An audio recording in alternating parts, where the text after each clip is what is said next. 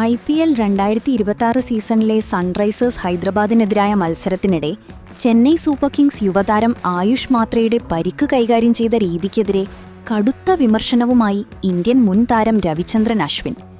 താരത്തിന്റെ സുരക്ഷയേക്കാൾ ടീമിന്റെ വിജയത്തിന് മുൻഗണന നൽകിയ ചെന്നൈ മാനേജ്മെന്റിന്റെ നീക്കം തന്നെ ഞെട്ടിച്ചുവെന്ന് അശ്വിൻ തുറന്നടിച്ചു. ഹൈദരാബാദിനെതിരായ മത്സരത്തിനിടെ ആയുഷ് മാത്രെ പരിക്കുമായാണ് ബാറ്റിംഗിനിറങ്ങിയത്.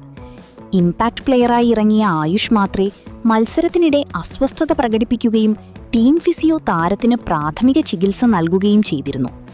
എന്നാൽ റൺസ് ഓടിയെടുക്കാൻ പോലും ബുദ്ധിമുട്ടിയ താരത്തെ തിരിച്ചു വിളിക്കാൻ ടീം മാനേജ്മെന്റ് തയ്യാറായില്ല. റൺസ് പോലും ഓടിയെടുക്കാനാവാതെ പ്രയാസപ്പെട്ട ആയുഷ് ഒടുവിൽ ഔട്ടായതിനു ശേഷമാണ് ഡഗൌട്ടിലേക്ക് മടങ്ങിയത്. ഈ സംഭവമാണിപ്പോൾ വലിയ ചർച്ചകൾക്ക് വഴിവെച്ചിരിക്കുന്നത്.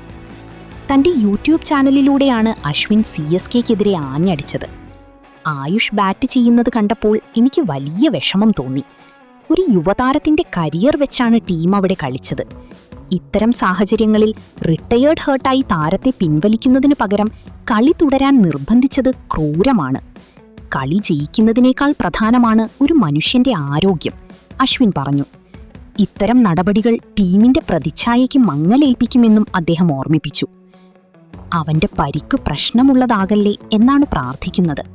പക്ഷേ കണ്ട കാഴ്ചയിൽ ആയുഷിന്റെ പരിക്ക് അത്ര നിസ്സാരമല്ല. കാലിൽ സ്ട്രാപ്പുകൾ വെച്ച് കെട്ടിയാണ് ആയുഷ് കളിക്കാൻ വന്നത്. കഴിഞ്ഞ 2-3 മത്സരങ്ങളിൽ അവൻ ഇംപാക്ട് സബ്ബായാണ് കളിക്കുന്നത്. അതിനർത്ഥം പരിക്കിന്റെ പ്രശ്നങ്ങൾ ഉണ്ടായിരുന്നു എന്നതാണ്. ഫീൽഡ് ചെയ്യാതെയും അവന് പേശിവലിവുണ്ടായിരുന്നു. ഇതൊരു പരിക്കാകാം.